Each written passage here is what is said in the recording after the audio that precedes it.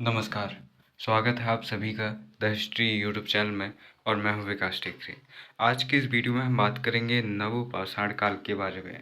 पिछले वीडियोस में हम भारतीय प्राचीन इतिहास के स्रोत, फिर पुरापाषाण काल, मध्य पाषाण काल की बात कर चुके हैं और आज के वीडियो में हम तीसरे क्रम नवपाषाण काल की बात करेंगे, जो कि 6000 से 3000 वर्ष पूर्व देखने को मिलता है। और अगर आज की तुलना में अगर बात करें तो 2000 उसमें और ऐड कर दीजिए, यानी कि आज से तकरीबन 8000 से 5000 साल पहले की हम कहानी पढ़ने वाले हैं। दोस्तों, जो न्यूलिथिक एज है, यहाँ पर इसकी शुरुआत के कहीं कहीं हमें 7000 वर्ष पूर्व इस काल की शुरुआत हम कहते हैं।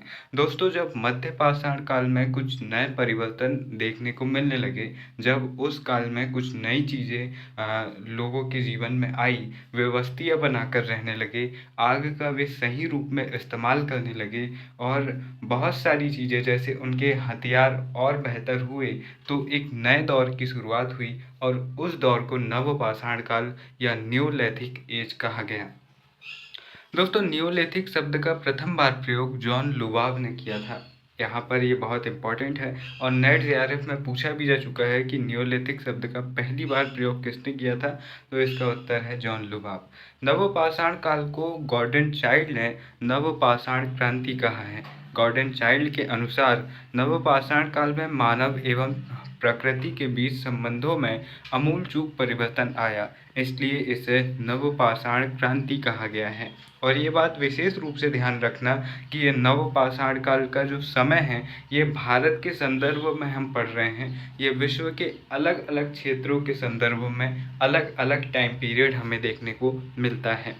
दोस्तों, यहाँ पर दो बातें ध्यान में रखना कि इन सभी चीज़ों को आपको याद करना है, इन्हें इग्नोर मत करना। और दूसरी बात यह है कि अब से मैं प्रयास करूँगा, मैं कोई प्रॉमिस नहीं कर रहा हूँ, लेकिन प्रयास करूँगा कि प्रतिदिन मैं 2 से 3 वीडियोस अपलोड करूँ, ताकि समय पर आपके पास में नोट्स आ सके। और अगर आप जून वाला अटेम्प्ट अभी 2025 में देने जा रहे हैं, तो आप प्रयास करें कि आप नोट्स कम बनाएं और रिवीजन ज़्यादा करें और अच्छे किसी ऐप से टेस्ट सीरीज़ वगैरह ले लें, ताकि आपकी तैयारी लगातार बेहतर हो सके।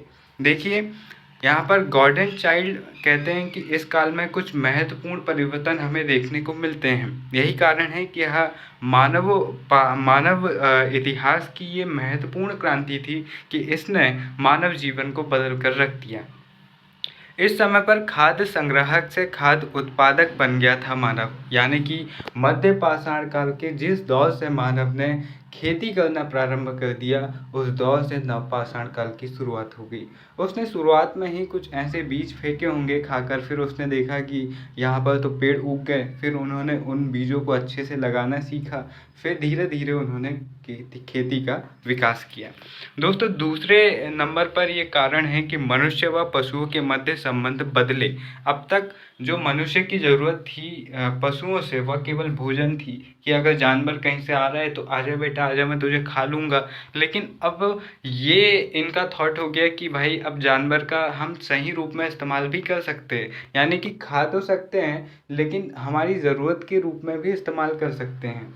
जैसे कि हम अभी इस समय पर हमें दुग्ध पालन का साक्ष्य तो नहीं मिलता है, लेकिन जैसे जो कुत्ते हुए कहते हैं कि जो कुत्ते हैं वो सबसे पहले मानव के संपर्क में आए और मानव ने उन्हें पालतू बनाया और शिकार में कुत्ते इंसानों की सहायता करते थे। तो इस तरह से हम यहाँ पर देखते हैं। साथ ही साथ परिवहन के रूप में भी इस समय पर मानव जानवरों का इस्तेमाल करने लगा था और आज भी हम देखते हैं कि जानवरों का इस्तेमाल परिवहन के रूप में लिया जाता है। शादियों में आप देख सकते हैं कि घोड़े दूल्हे का वजन ढोकर ले जाते हैं। तीसरा यहाँ पर रीज़न आता है कि व्यवस्थित ग्राम समुदाय का यहाँ पर विकास हो चुका था, बस्तियों का विकास हो चुका था, साथ ही साथ जो पारिवारिक संबंध हैं उनकी शुरुआत हो चुकी थी और जो रिश्ते नाते बनने लगे थे इस काल में हम देखते हैं। चौथे नंबर पर आता है कि चाक का आविष्कार, यहाँ पर पहिए का आविष्कार यहाँ पर हो चुका था। आपने कभी वो दबंग मूवी देखी होगी सलमान खान और सोनाक्षी सिन्हा की, तो जहाँ पर वो बोलती है कि साहब थप्पड़ से डर नहीं लगता, प्यार से डर लगता है। उससे पहले आपने देखा होगा कि वो चके पर घड़ा बनाती है, तो चका है ना, उसका आविष्कार इस काल में हुआ था। उससे पहले जो मटके बनते थे वो हाथ से बनते थे और वो बेडोल बनते थे, लेकिन उस पहिए के घुमाने से और उसके बीच में एक मिट्टी का डीला रख देने से, गीला वाला, और फिर उसको धीरे धीरे शेप आकार देने से एक नंबर बहुत अच्छी अच्छी आकृति बन जाती है। और आज भी 90% कुम्हार के लगभग सभी उसी टेक्निक का इस्तेमाल करके मिट्टी के बर्तन बनाते हैं। तो उस तकनीक की शुरुआत इस काल में हो चुकी थी। इससे क्या हुआ कि एक तो पहिए, गोल पहिए का आविष्कार होने से वाहन बनने लगे, बैलगाड़ी वगैरह जैसा। और क्या होने लगा कि बर्तनों का निर्माण बहुत बड़े पैमाने पर होने लगा। नवपाषाण काल के स्थलों की खोज 1860 में एच.सी. मैस्यूरियर ने उत्तर प्रदेश क्षेत्र में की थी। इस काल में बेसाल्ट, बोलेराइट पत्थरों के उपकरण हमें मिलते हैं। हर काल में हम देख रहे हैं कि मध्य पाषाण काल में अलग प्रकार के हमें पत्थर मिल रहे हैं, जो पाषाण काल है उस काल में हमें अलग प्रकार के पत्थर मिल रहे हैं। तो धीरे धीरे ये अपने आप को अपडेट कर रहे हैं। साथ ही साथ इनके जो पत्थर के उपकरण हमें देखने को मिल रहे हैं, पहले तो ऐसा होता था मध्य पाषाण काल में कि दो पत्थरों को एक दूसरे के ऊपर पटक रहे हैं, जो ज़्यादा मजबूत पत्थर है वह टूटते हुए छोटा आकार ले रहा है और साथ ही साथ वह पैना भी हो रहा है। लेकिन अब ये चिकना चिकना कर, यानी कि जैसे हम धार बनाते हैं किसी हथियार की, उस तरह से पत्थरों को रगड़ रगड़ कर ये उन पर धार बना रहे हैं और साथ ही साथ उनमें अब ये पॉलिश भी करने लगे हैं। प्रमुख पत्थर के उपकरणों की बात करें तो कुल्हाड़ी हमें मिलती है, गंडासा हमें मिलता है, मूलर यानी कि जो सिलमोड़ा, अब ये तो मुझे खुद नहीं पता, सिलमोड़ा मिलता है, सेल्ट जो कि एक प्रकार की कुल्हाड़ी है, कुल्हाड़ी को अंग्रेजी में सेल्ट कहते हैं, एज यानी कि बसूला, बसूला बोले तो छोटा सा एक रहता है जिसमें एक तरफ हथौड़ी जैसा शेप रहता है और एक तरफ काटने का शेप रहता है, और उससे जो लोहार बढ़ई वगैरह रहते हैं वो छोटे छोटी जो लकड़ियाँ रहती है उसको काटते हैं, उसको बसूला बोलते हैं। तो यहाँ पर बहुत बड़े परिवर्तन हमें देखने को मिलते हैं। इसके बाद में हम देखते हैं, और ये परिवर्तन हम किसके हिसाब से पढ़ रहे थे, गार्डन चाइल्ड ने बताया है इनके बारे में। अब नवपाषाण काल के मिट्टी के बर्तन किस तरह से देखने को मिलते हैं, तो देखिए, पॉलिशदार काले मृदभांड हमें देखने को मिलते हैं, धूसर यानी कि ग्रे भूरे रंग के मृदभांड देखने को मिलते हैं, और चटई की छाप वाले मृदभांड, ये मृदभांड बोले तो मिट्टी के बर्तन। उत्तर पश्चिमी क्षेत्र पाकिस्तान की बात करें, पाकिस्तान क्षेत्र में हमें मेहरगढ़ जो कि बलूचिस्तान में है, सराय खोला जो कि पाकिस्तान के पंजाब क्षेत्र में है, और मेहरगढ़ बोले तो कृषि कार्य के प्राचीनतम साक्ष्य मिले हैं जो कि लगभग 7000 वर्ष पूर्व के हैं। यानी कि नवपाषाण काल शुरू होने से 1000 वर्ष पूर्व ही हमें मेहरगढ़ में कृषि के साक्ष्य मिल जाते हैं, और ये भारतीय प्रायद्वीप में सबसे प्राचीनतम साक्ष्य मिल रहे हैं। अगर हम भारत की बात करें, पूरे भारतीय क्षेत्र जिसमें पाकिस्तान, बांग्लादेश आदि सभी शामिल होते हैं, उन सभी क्षेत्रों की बात करें तो ये मेहरगढ़ क्षेत्र है जहाँ पर कृषि हमें देखने को मिलती है। और यही कारण है कि कुछ इतिहासकार मेहरगढ़ में कृषि के साक्ष्य के आधार पर नवपाषाण काल की शुरुआत 7000 ईसा पूर्व से या 7000 वर्ष पूर्व से मानते हैं। यहाँ से जंगली प्रकार की गेहूं की 3 और जौ की 2 किस्में मिली हैं, और आगे वाले समय में हमें मेहरगढ़ से ही खजूर उत्पादन और कपास और अंगूर की खेती के साक्ष्य मिलेंगे। दोस्तों, मेहरगढ़ से कच्ची ईंटों से बने आयताकार मकानों के साक्ष्य भी हमें मिलते हैं। कश्मीर क्षेत्र की बात करें तो कश्मीर क्षेत्र में बुर्जहोम और गुफराल हमें मिलता है, और जो यहाँ के क्षेत्रों में हमें पत्थर के उपकरणों के अलावा गलत निवास, अलग अलग प्रकार के मृदभांड, रूखड़ा तथा धूसर मृदभांड भी मिलते हैं। गलत निवास क्या होते हैं, मैंने आपको पिछले वीडियो में भी बताया था। ठंडे क्षेत्रों में ठंड से बचने के लिए जमीन के अंदर जमीन खोदकर गुफा जैसे घर बनाकर रहते हैं, बेसमेंट जैसे घर बनाकर रहते हैं, ताकि जमीन की गर्मी इनको मिल सके और ठंड से ही बच सके। इस तरह के घर होते हैं। कश्मीर के स्थलों से हमें सूक्ष्म उपकरण की अनुपस्थिति मिलती है, इस क्षेत्र में हमें बड़े उपकरण देखने को मिलते हैं।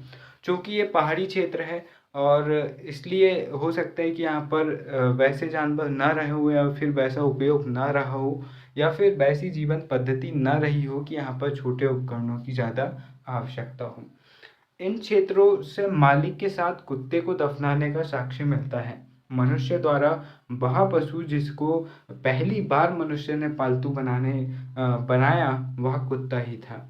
और जब किसी व्यक्ति की मृत्यु हो जाती थी तो उसके साथ उसके पालतू पशु जो कि जीवन भर उसके साथ इधर उधर भौंकता रहा, उसको भी उसके साथ में दफना दिया जाता है और साथ ही साथ कुछ खाने पीने की चीज़ भी रखी जाती है, क्योंकि इस काल में धीरे धीरे अंधविश्वास जन्म लेने लगा था और लोगों को ये लगने लगा था कि मृत्यु के बाद भी शायद वो भोजन करेगा, शायद वो कुत्ता उसके साथ में अंदर ही भौंकेगा। लेकिन उनको नहीं पता था कि तुम्हारे चक्कर में बेचारा कुत्ता भी मर रहा है। अब यहाँ पर देखो, कश्मीर के स्थलों से मुख्यतः शिकार करने तथा मछली पकड़ने के प्रमाण हमें मिलते हैं। हालांकि यहाँ के लोग कृषि कार्य से भी परिचित थे। चूँकि कश्मीर नदी क्षेत्र में बसा हुआ क्षेत्र है, इसलिए यहाँ पर हमें मछली पालन के प्रमाण मिलते हैं।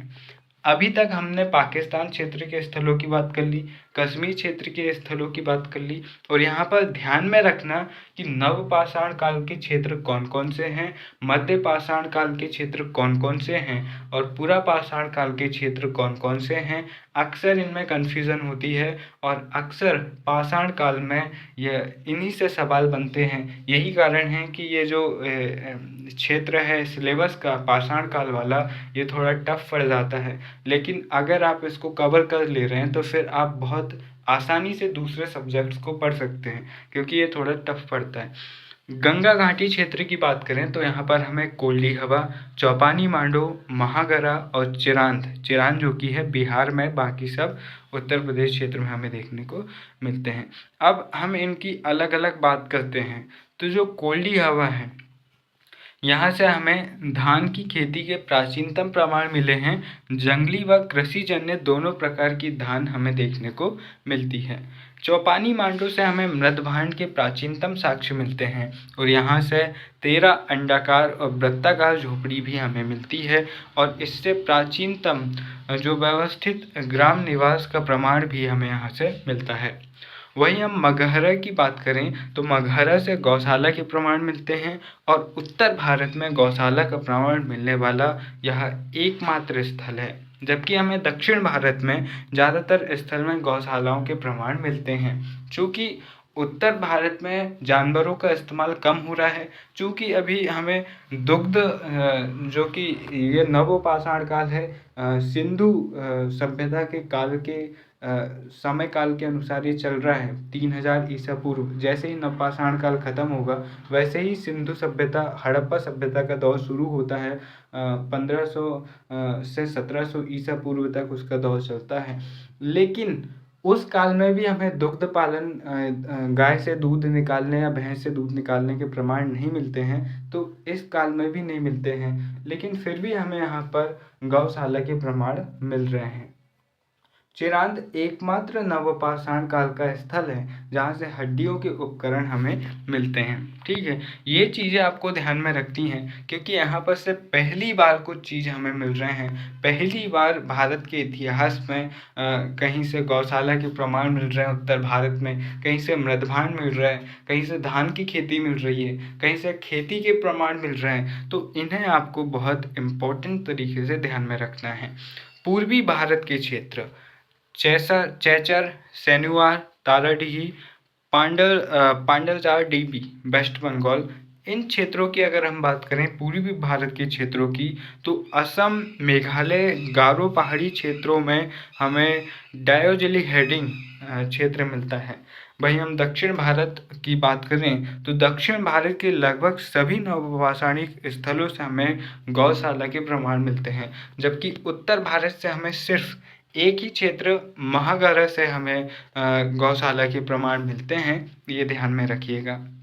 अब देखिए उत्तनूर, जो उत्तनूर है यहाँ आंध्र प्रदेश में है और पोचमपल्ली तमिलनाडु में है। और कर्नाटका में है मास्की, ब्रह्मगिरी, संगनकल्लू, निकलीहला, टेक्कलकोटा, हल्लूर, कोडक्कल, ये कर्नाटका में हमें देखने को मिलते हैं।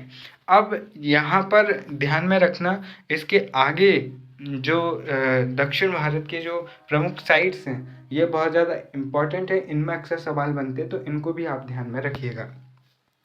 दक्षिण भारत में नवपाषाण काल लगभग 1000 ईसा पूर्व तक बना रहता है, जबकि उत्तर भारत में हम देखते हैं कि 3000 ईसा पूर्व के बाद से नवपाषाण काल समाप्त हो जाता है और नगरीय सभ्यता का विकास होने लगता है। जबकि दक्षिण भारत में बहुत 1000 ईसा पूर्व तक, जब तक कि उत्तर भारत में तो जनपद काल हमें देखने को, जनपद काल की शुरुआत हमें देखने को मिल जाती है। लोहे के प्रमाण हमें देखने को मिल जाते हैं कि लोहे का इस्तेमाल उस दौर में उत्तर भारत के लोग करने लगे थे। और बिहार क्षेत्र में कृषि के विकास में बहुत सारी गतिविधियां देखने को मिलती हैं। जबकि दक्षिण भारत में 1000 ईसा पूर्व तक हमें सिर्फ पाषाण काल देखने को मिलता है। यानी कि पाषाण काल बोले तो ठीक वैसा ही दौर चल रहा है, वैसे ही गतिविधियां चल रही हैं जो नवपाषाण काल में हमें देखने को मिल रही हैं। पत्थर के हथियार हमें देखने को मिल रहे हैं, मिट्टी के बर्तन हमें देखने को मिल रहे हैं। हालांकि बस्तियों का विकास हो चुका है, व्यवस्थाएं थोड़ी थोड़ी बन चुकी हैं, क्योंकि हमें गौशाला के प्रमाण मिल रहे हैं। लेकिन ये इम्पॉर्टेंट है कि दक्षिण भारत में नवपाषाण काल लगभग 1000 ईसा पूर्व तक बना रहा। अब थोड़ा सा दक्षिण भारत और उत्तर भारत के इतिहास को भी समझ लीजिए। जैसे कि हमने पढ़ा था कि दक्षिण भारत से ही मानव उत्तर भारत की तरफ बढ़ रहा है। उत्तर भारत में उत्तर पश्चिमी क्षेत्र से भी मनुष्य रहने के लिए आ रहा है, क्योंकि उत्तर भारत बर्फ से ढका हुआ था। प्लीस्टोसीन युग है, उसके बाद से ही जो बर्फ है वो पिघलनी शुरू हो जाती है और उत्तर भारत में मानव जीवन का विकास होता है। लेकिन दक्षिण भारत, जहाँ पहले ही मानव जीवन का विकास हो चुका था और यहीं से जीवन उत्तर की ओर बढ़ता है, लेकिन उत्तर और दक्षिण भारत में फिर भी काफ़ी अंतर हमें देखने को मिलता है। वो क्या है, अब इस अंतर के जरिए समझने की कोशिश करते हैं। उत्तर भारत और दक्षिण भारत में पूरा पाषाण काल समान रूप से चल रहा था, मध्य पाषाण काल भी समान रूप से चल रहा था। लेकिन नवपाषाण काल हमें उत्तर भारत में 6000 से 3000 ईसा पूर्व तक देखने को मिलता है, जबकि दक्षिण भारत में नवपाषाण काल नियोलिथिक एज 6000 से 1000 ईसा पूर्व तक देखने को मिल रहा है। अब इसका कारण ये भी हो सकता है कि उत्तर भारत जो मध्य एशिया है उसके संपर्क में भी आ चुका था, तो हो सकता है कि उसके संपर्क में आने से उत्तर भारत का विकास थोड़ा तीव्र गति से हुआ। अब इसके चलते ये भी होता है कि जब नवपाषाण काल के बाद में ताम्रपाषाण काल आता है उत्तर भारत में 3000 से 1000 ईसा पूर्व, जब सिंधु घाटी सभ्यता थी और तांबे और कांसे जैसे धातुओं का इस्तेमाल ज़्यादा हो रहा था। ताम्र सभ्यता भी हम कहते हैं, ताम्रपाषाण काल इस दौर को कहते हैं। उस दौर में भी हमें दक्षिण भारत में लौह युग, महापाषाण काल देखने को मिलता है। यानी कि जब उत्तर भारत में तांबे और कांसे जैसी धातुओं का इस्तेमाल होने लगा है, उस दौर में भी दक्षिण भारत में किस चीज़ का इस्तेमाल हो रहा है, पत्थर का। अब जब उत्तर भारत में लौह युग की शुरुआत हो जाती है, तब दक्षिण भारत में हमें सभ्यताएं या फिर लौह युग देखने को मिलता है। तो यहाँ पर ये ध्यान में रखना कि दक्षिण भारत से ताम्रपाषाण काल नहीं मिलता है। आप आगे देखेंगे कि जो ताम्रपाषाण काल है इसका नाम कैसे पड़ा, कि जो सिंधु घाटी की सभ्यता है यहाँ पर वैसे तो इस्तेमाल सबसे ज़्यादा हो रहा था कांसे का। किसका? कांसे का। लेकिन प्रॉब्लम ये थी कि कांसे का इस्तेमाल तो पहले से भी हो रहा था, कुछ समय पहले से भी, लेकिन इन्होंने एक नई धातु, कांसा और जस्ता मिलाकर इन्होंने एक नई धातु का कांसा और टीन जस्ता आदि मिलाकर इन्होंने एक नई धातु बनाई, तांबा। और तांबे का इस्तेमाल करने लगे। अब चूँकि तांबा रेयर हो गई और तांबा नई धातु का इस्तेमाल हुआ, इसलिए हम सिंधु घाटी सभ्यता को ताम्र पाषाणकालीन सभ्यता भी कहते हैं। अब नवपाषाण काल की समाप्ति पर दक्षिण भारत में महापाषाण काल यानी कि लौह युग से संबंधित युग की शुरुआत होती है, अर्थात दक्षिण भारत में ताम्रपाषाण काल नहीं है। इस काल में कृषि गौण कार्य था। यहाँ मानव द्वारा प्राचीनतम फसल जौ उपजाई गई थी। नोट करके ये बात ध्यान में रखिएगा कि भारत में खेती के प्राचीनतम साक्ष्य मेहरगढ़ से प्राप्त हुए हैं 7000 ईसा पूर्व, जो कि हम पहले पढ़ चुके हैं। और सबसे पहली फसल जिसे उपजाया गया वह गेहूं थी। कहाँ पर? मेहरगढ़ में। मेहरगढ़ में गेहूं की खेती की शुरुआत मध्य एशिया के प्रभाव से हुई। विसरणवादी सिद्धांत यहाँ पर लगता है, यानी कि जो मध्य एशिया से, जैसे मैं आपको बता भी रहा हूँ कि उत्तर भारत में सभ्यता का विकास तेजी से हो रहा है, लेकिन दक्षिण भारत में सभ्यता का विकास धीरे धीरे हो रहा है। इसके पीछे कारण क्या है कि दक्षिण भारत तीनों तरफ से समुद्र से घिरा हुआ है। अब इनके अलावा कोई और यहाँ पर आ नहीं सकता बाहर का व्यक्ति। जो कुछ कर्मकांड करने इनको ही करने हैं, इनके अलावा कोई नहीं करने वाला। उत्तर भारत की बात करें तो उत्तर भारत में उत्तर की तरफ तो हिमालय पर्वत है और ठंडा क्षेत्र भी है बहुत ज़्यादा, तो उधर से तो कोई आएगा नहीं। और जो पूर्वोत्तर क्षेत्र है वो भी पहाड़ी क्षेत्र है, उधर से भी कोई नहीं आएगा। लेकिन जो पश्चिमोत्तर क्षेत्र है, जो पाकिस्तान अफगानिस्तान वाला क्षेत्र है, उधर के तरफ से मध्य एशिया से प्रसार हमें देखने को मिलता है। और यही कारण है कि हम कई बार पढ़ते हैं कि जो आर्य है वो मध्य एशिया होते हुए भारत में आए। हालांकि विद्वान ये भी मानते हैं कि जो आर्य है वो भारत में ही पनपे, लेकिन यहाँ पर ये ध्यान में रखना कि उत्तर भारत में बहुत सारी चीज़ों का विकास मध्य एशिया के प्रभाव से हो रहा है। जैसे कि मध्य एशिया मेहरगढ़ में गेहूं की खेती के प्रमाण मिलना, जो कि मध्य एशिया के प्रभाव में हो रहा है। तो भौगोलिक परिस्थितियों का भी बहुत ज़्यादा लाभ अक्सर मिलता है। हम आगे जाकर इतिहास की अन्य क्लासेस में एक पूरी क्लास इसी पर पढ़ेंगे कि भौगोलिकता का भारत में जो ज्योग्राफिकल कंडीशंस हैं उनका भारत में क्या क्या प्रभाव पड़ा, किसे फ़ायदा हुआ, किसे नुकसान हुआ। ठीक है, तो इसे विसरणवादी सिद्धांत कहा गया है। और विसरणवादी सिद्धांत और विकासवादी सिद्धांत को हम पहली कक्षा में समझ चुके हैं। अगर आपको समझना हो तो आप पहली कक्षा फिर से देखिए। दोस्तों, पिकली हल जो कि कर्नाटका में है, यह स्थल राख के ढेर जिसे एस माउंट कहते हैं, इसके साक्ष्य हमें मिलते हैं। और ये जो राख है ये गोबर की राख है। ठीक है, संगन कल्लू जो कि कर्नाटका में है, यहाँ से हमें मृदभांड के साक्ष्य यानी कि मिट्टी के बर्तनों के साक्ष्य नहीं मिलते हैं।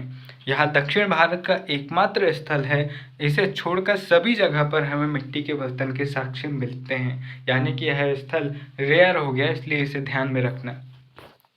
तो यहाँ पर ये क्लास हम बहुत जल्दी समाप्त कर रहे हैं। और शुरुआती क्लास, मेरा प्रयास है कि शुरुआती क्लास थोड़ी छोटी ही रहे ताकि मैं और आप एक दूसरे से कनेक्ट हो सके, आपको क्लासेस अच्छी लग सके और मैं भी अपनी तरफ से प्रयास कर सकूं कि मैं कैसे अपनी क्लासेस को और बेहतर बनाऊं ताकि हम कनेक्ट हो और साथ मिलकर हम जो जून 2025 का नेट JRF एग्ज़ाम है उसे क्लियर कर सकें। तो यहाँ पर वीडियो समाप्त हो रहा है। और ये भी ध्यान में रखना है कि पाषाण काल थोड़ा कठिन है, इसे अलग अलग तरीक़ों से दिमाग में बैठाने की प्रयास करो। मैप ले आओ एक इंडिया का, और मैप में जो जो स्थल हैं उन्हें टिक करो बड़े मैप में लाकर, और फिर उससे भी हो सकता है कि आपके दिमाग में कुछ चीज़ें बैठें और दूसरों को ज्ञान देने के हिसाब से भी आप चीज़ों को याद कर सकते हैं। जैसे कोई ज़्यादा उड़ रहा है तो उससे पूछ लो, बता बेटा भारत में पहली बार कौन सी खेती हुई और कहाँ पर हुई? नहीं पता? चल पहले पैर पढ़ मेरे, फिर मैं तुझे बताता हूँ। मेहरगढ़ में 7000 ईसा पूर्व गेहूँ की खेती हुई। ठीक है, हमको बताओ कि दक्षिण भारत में कौन सा स्थल है जहाँ पर मिट्टी के बर्तन ही नहीं मिले? हर जगह मिले लेकिन वहाँ पर नहीं मिले, तो बताओ कौन सा है? नहीं पता, संगन कर लूँ मैं देख लूँ कहीं मैं ही तो गलत नहीं बता रहा हूँ, सही है। तो फिर यहाँ पर ये वीडियो समाप्त हो रहा है। मुझे उम्मीद है कि आपको वीडियो पसंद आ रहे होंगे और आपकी राय मेरे लिए महत्वपूर्ण होती है, इसलिए अगर वीडियो पसंद आ रहे हैं तो ज़रूर बताएं कि अच्छे हैं। और अगर आपको लगता है कि वीडियो में कुछ बेहतर किया जा सकता है तो ज़रूर आप मेरे ऊपर मेहरबानी कर सकते हैं कमेंट बॉक्स में अपनी राय देकर, ताकि मैं अपने आप में और बेहतर बदलाव कर सकूँ। तो वीडियो के अंत में बस इतना ही है। वर्तमान में केवल सर्वश्रेष्ठ का चयन कीजिए ताकि आपका भविष्य अच्छा हो। अगर आपको क्लासेस अच्छी लग रही हैं तो ज़रूर देखिए, और नहीं लग रही हैं तो आप और बेहतर क्लासेस देखिए। आप वो कीजिए जो आपके लिए वर्तमान में बेहतर है, ताकि आप एग्ज़ाम को और अच्छे से क्लियर कर सकें। फिर मिलेंगे अपने किसी और वीडियो में, तब तक के लिए नमस्कार, जय हिंद।